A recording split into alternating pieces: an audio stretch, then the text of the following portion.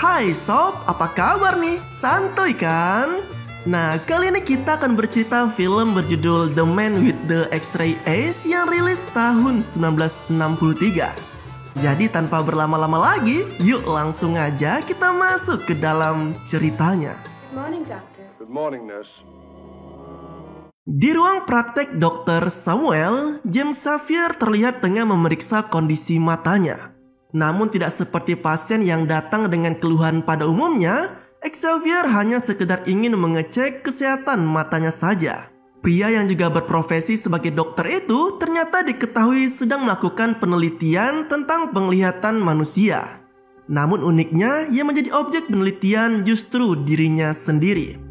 Menyadari hal tersebut, dokter yang akrab disapa Sam itu sontak memperingatkan Xavier agar tidak bertindak gegabah dan mempertimbangkan kondisi kesehatannya sendiri, ketimbang hanya sekedar menuruti ambisi untuk penelitiannya saja. Namun agaknya peringatan itu bukanlah sesuatu yang menghalangi langkah Xavier. Ia justru semakin berambisi untuk terus melanjutkan eksperimennya itu.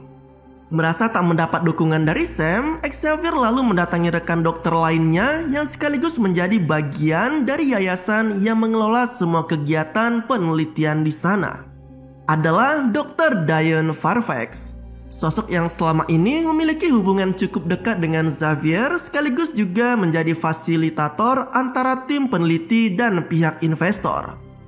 Dalam pertemuan mereka, Xavier tidak hanya menjelaskan tentang rumitnya penelitian yang ia lakukan, tetapi ia juga turut mempraktekkan hasil penelitiannya itu di hadapan Diane. Melalui seekor kera, Xavier meneteskan cairan mata hasil penelitiannya ke objek tersebut. Secara ajaib, kera yang mendapat cairan mata itu seketika mampu melihat tembus pandang layaknya optical X-ray. Penemuan itu jelas membuat Diane terpukau dan merasa tertarik untuk membantu melancarkan proses persetujuan atas eksperimen dari rekan dokternya tersebut. Tak cukup sampai di situ, Xavier juga kembali merayu Diane dengan mengajaknya minum bersama, alih-alih agar wanita itu mau memberi kabar baik untuknya. Dan benar saja, Diane ternyata telah menyampaikan hasil eksperimen Xavier pada pihak yayasan. Alhasil dalam hitungan hari, dokter tersebut bisa mulai melakukan presentasi di hadapan para petinggi yayasan. Tak ingin kehilangan kesempatannya, Xavier lalu memohon pada Sam agar mau membantu menyelesaikan penelitiannya. Tak main-main, Xavier ternyata ingin agar rekan dokternya itu meneteskan cairan buatannya ke matanya sendiri. Mendapati keinginan tersebut, Sam sontak menolaknya dengan berbagai alasan. Ia berargumen bahwa nyawa Xavier jauh lebih penting ketimbang mempertaruhkannya hanya untuk penelitiannya semata. Bahkan ia sempat menyarankan rekan dokternya itu untuk menggunakan binatang lainnya, atau malah narapidana dengan hukuman berat sebagai objek dalam eksperimennya. Meski sempat diwarnai perdebatan, namun agaknya saran dari Sam tak sedikit pun mampu merubah jalan pikiran Xavier. Alhasil kesempatan pun terjadi di antara keduanya, di mana Sam akan membantu percobaan temannya itu. Dengan merekam seluruh proses sebagai catatan penelitian, kedua dokter itu pun lalu memulai eksperimennya. Dan secara mengesankan, cairan yang diberikan pada salah satu mata Xavier ternyata mampu membuat dokter tersebut melihat tembus pandang. Bukannya merasa cukup dengan hasil tersebut, Xavier malah semakin tertantang untuk melakukan eksperimen lebih jauh lagi, yakni dengan memberikan lebih banyak cairan ke mata satunya lagi. Namun malang bagi Xavier, aksinya itu ternyata malah berdampak pada dirinya sendiri. Ia pun tumbang dan tak sadarkan diri setelah memberi lebih banyak cairan pada kedua matanya. Alhasil, ia pun harus mendapat perawatan khusus. Sementara presentasi di hadapan pihak yayasan lalu diwakilkan oleh Sam selaku saksi dan sosok yang membantu eksperimen tersebut. Dalam presentasinya, Sam mengutarakan semua yang ia lalui bersama Xavier, termasuk hasil eksperimen yang sempat membuat rekan dokternya itu mampu melihat layaknya sebuah X-ray. Sama halnya dengan Diane, ia pun turut mengungkapkan kekagumannya pada apa yang telah dikerjakan oleh Xavier, tak terkecuali dengan memberi pembelaan pada rekan dokternya tersebut. Lain halnya dengan para petinggi yayasan, mereka justru menilai jika eksperimen yang dilakukan Xavier telah gagal total. Alhasil, pihak yayasan pun menyatakan untuk menutup penelitian Xavier dan menghentikan kucuran dana yang selama ini mereka berikan. Kondisi ini juga yang akhirnya membuat Xavier harus kembali dengan pekerjaan lamanya, yakni menjadi dokter praktek biasa tanpa adanya penelitian lagi seperti yang sempat ia lakukan sebelumnya. Sejak saat itulah Xavier kembali bertugas seperti biasanya, termasuk membantu rekan dokter lainnya untuk tindakan operasi. Menariknya, salah satu pasien yang saat itu didiagnosis menderita stenosis malah dinilai berbeda oleh Xavier. Ia justru melihat adanya tumor di daun telinga yang menempel pada katup. Hal itu didasarkan Xavier dari penglihatan X-ray pada matanya. Dengan keyakinan tersebut, ia pun menyarankan pada dokter seniornya agar operasi pada pasien itu ditunda karena khawatir adanya salah lokasi pembedahan, atau setidaknya untuk ditinjau ulang terkait penyakit yang diderita si pasien. Namun hal itu jelas bertentangan dengan Dr. Benson. Dokter senior itu justru begitu meyakini kebenaran dari hasil X-ray yang telah dilakukan sebelumnya. Meski sempat bersih tenggang, namun apalah daya, Xavier hanya bisa mengikuti perintah dari seniornya itu. Nah, keesokan harinya prosedur operasi pun dimulai. Namun kali ini Xavier nampaknya tak lagi menggubris etika medis yang berlaku. Ia dengan nekat melukai tangan dokter seniornya semata agar bisa memimpin jalannya operasi pada pasien di sana. Dengan penuh keyakinan, Xavier pun akhirnya mampu membuktikan kebenaran dari penglihatannya. Hasil diagnosis Dr. Benson terbukti salah, dan aksi yang dilakukan Xavier akhirnya bisa menyelamatkan nyawa pasien dari penyakitnya. Nah, di sini sayangnya tindakan ceroboh yang dilakukan Xavier jelas tak bisa dibenarkan. Meski pasien tadi berhasil selamat, namun dokter itu kini terancam karirnya dan harus terjerat masalah kode etik. Tak sampai di situ saja, kesialan juga kembali menghampiri Xavier.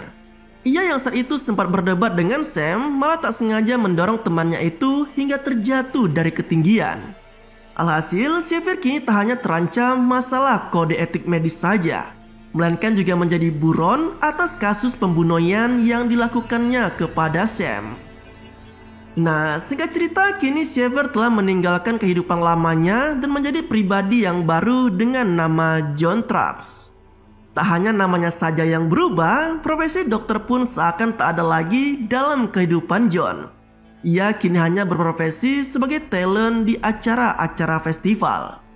Melalui kemampuan X-ray pada matanya, John memiliki nama panggung The Mentalo dan kerap mengundang decak kagum dari semua penonton atas kemampuannya dalam menebak banyak hal. Dalam menjalankan perannya di panggung, John juga dibantu oleh seorang asisten bernama Crane. Melalui pria itulah, John mulai beranjak dari sekedar talent di acara festival hingga beralih menjadi tabib dengan banyak pengunjung setiap harinya.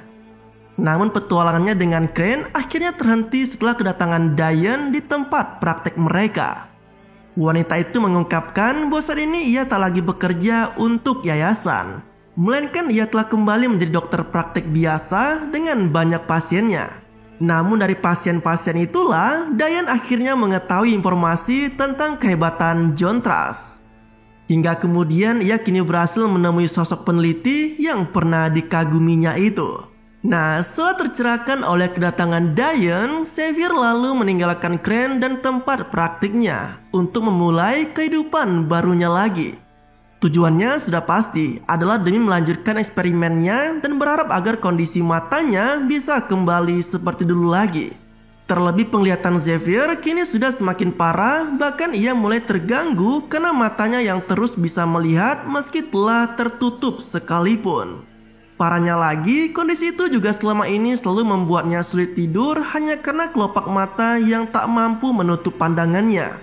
Termasuk dengan pandangan mengerikan di seluruh kota yang membuatnya jadi tak tenang.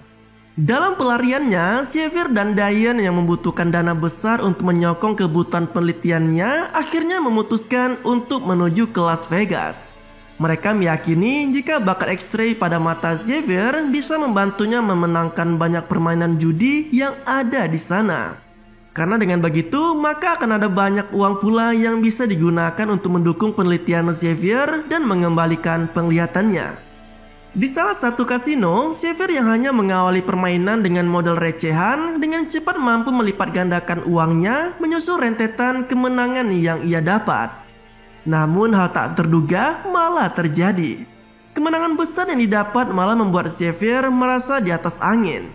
Bahkan ia sempat berujar jika dirinya tak akan bisa dikalahkan oleh bandar besar sekalipun.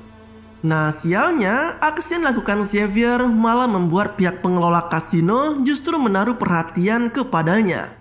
Mereka curiga jika selama ini Xavier telah berbuat curang dalam memenangkan setiap permainannya. Tak ingin terlibat masalah baru, Xavier yang seharusnya dibawa ke ruangan khusus oleh pihak keamanan malah berontak dan membuat kacamata yang selama ini melindungi pandangannya jadi terjatuh. Alhasil, penglihatannya pun kini semakin tak terkendali. Pemandangan mengerikan tak bisa lagi ditolak oleh mantan dokter itu. Dengan pandangan yang terbatas, Xavier bukannya menyerahkan diri, ia malah justru memilih untuk kabur dengan mengendarai mobil rampasan. Aksi kejar-kejaran pun tak terhindarkan. Hingga akhirnya mantan dokter itu terlibat insiden kecelakaan yang membuat mobilnya menjadi rusak parah.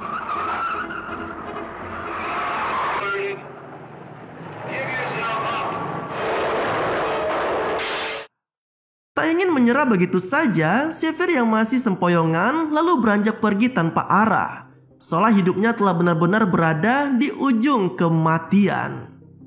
Nah, namun siapa sangka langkah kaki Xavier malah terhenti di salah satu gereja dengan jamaah yang sedang melakukan ibadah. Di tempat itulah Xavier seperti mendapatkan pencerahan. Hingga kemudian ia pun nekat mencabut kedua matanya tanpa sisa. Aksi itu semata dilakukannya sebagai bentuk pertobatan sekaligus juga pengobatan agar ia bisa menemukan kedamaian lagi dalam gelapnya pandangan. Dan film pun harus berakhir dengan begitu tidak santuy.